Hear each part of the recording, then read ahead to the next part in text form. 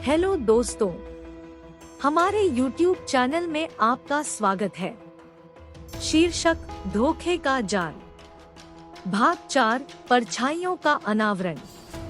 जासूस सारा मिशेल और उसके साथी जॉन रेनॉल्ड्स को शैडो स्लेयर और ओवरसियर्स के नाम से जाने जाने वाले रहस्यमय संगठन से जुड़ी एक साजिश के केंद्र में गहराई तक धकेल दिया गया था।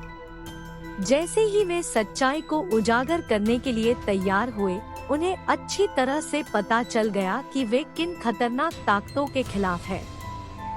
अपने कब्जे में आपत्तिजनक तस्वीरों और निर्देशांकों के ढेर के साथ सारा और जॉन लड़ाई को सत्ता के उच्चतम स्तर तक ले जाने के लिए तैयार थे। उनकी योजना सबूतों को जिला अटॉर्नी के पास लाने की थी, जिस व्यक्ति पर वे वर्षों से भरोसा करते थे।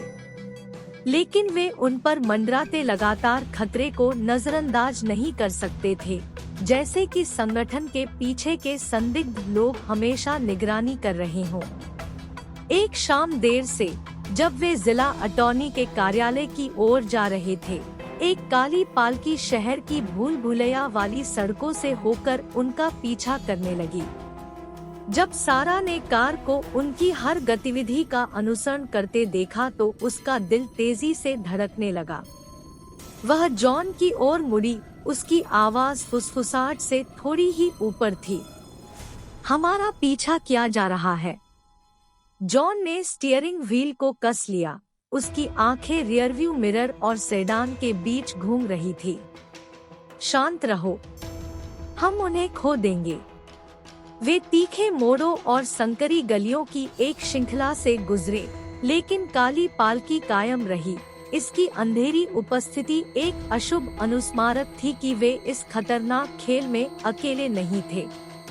सारा को पता था कि उनके साक्ष्य, शैडो स्लेयर से जुड़े प्रभावशाली लोगों की तस्वीरों ने उन्हें संगठन के लिए एक प्रमुख लक्ष्य बना दिया था।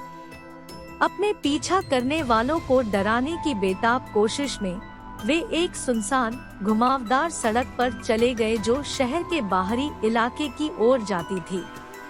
काली पालकी ने बिना किसी हिचकिचाहट के पीछा किया।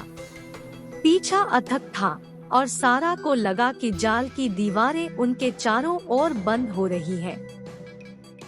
अचानक सेडान की हेडलाइटें चमक उठीं और कार सड़क से उतरकर एक पेड़ से टकरा गई।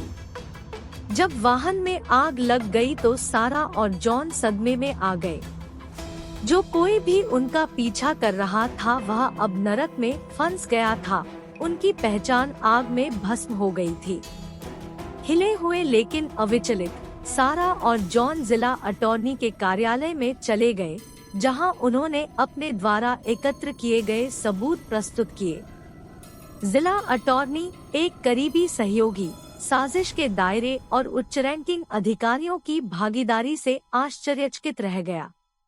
उन्होंने वादा किया, मैं तुरंत जांच शुरू करूंगा, लेकिन आप दोनों को शांत रहने की जरूरत है। यह हमारे द्वारा अब तक निपटाए गए किसी भी मामले से बड़ा है। सारा और जॉन को अस्थायी सुरक्षित घर दिए गए थे। उनके स्थान के बारे में केवल कुछ चुनिंदा लोगों को ही पता था। जांच की खबर से शहर में हड़कंप मच गया, जिससे हाई प्रोफाइल इस्तीफों और गिरफ्तारियों का सिलसिला शुरू हो गया। जैसे जैसे दिन हफ्तों में बदलते गए, धोखे का जाल खुलने लगा, जिससे संगठन की पहुंच की वास्तविक सीमा उजागर हो गई। शहर की बिजली संरचना चरमरा रही थी, लेकिन सारा और जॉन के लिए खतरा बहुत वास्तविक बना हुआ था। वे जीवित लक्ष्य बन गए थे और शैडो स्लेयर और ओवरसियर उन्हें चुप कराने के लिए कृत संकल्प थे। एक शाम जब सारा अपने सुरक्षित घर में अकेली थी, उसे एक अज्ञात नंबर से एक और कॉल आई। दूसरी तरफ की आवाज ठंडी और खतरे से भरी थी। आपने हिमशैल के सिरे का पता लगा लिया है, जासूस। संगठन तब तक आराम नहीं करेगा जब तक वह हर खतरे को खत्म नहीं कर देता। संदेश ने उसकी रीढ़ में सिहरन पैदा कर दी। वह जानती थी कि लड़ाई अभी खत्म नहीं हुई है। संगठन के संदिग्ध लोग हड़ताल के लिए तैयार होकर छाया में रहे। धोखे का जाल खुलना शुरू हो गया था, लेकिन उनके मिशन का सबसे विश्वासघाती और खतरनाक चरण सामने था। जैसे जैसे दांव ऊंचे होते गए और खतरा अधिक स्पष्ट होता गया, सारा और जॉन को एहसास हुआ कि सच्चाई को उजागर करने की भारी कीमत चुकानी पड़ेगी, जिसे वे आतंक के शासन को समाप्त करने के लिए चुकाने को तैयार थे। न्याय के लिए उनकी अथक खोज अभी खत्म नहीं हुई थी और शहर के रहस्यों पर जो परछाइयां छाई हुई थी, वे धीरे धीरे लेकिन निश्चित रूप से उजागर हो रही थी।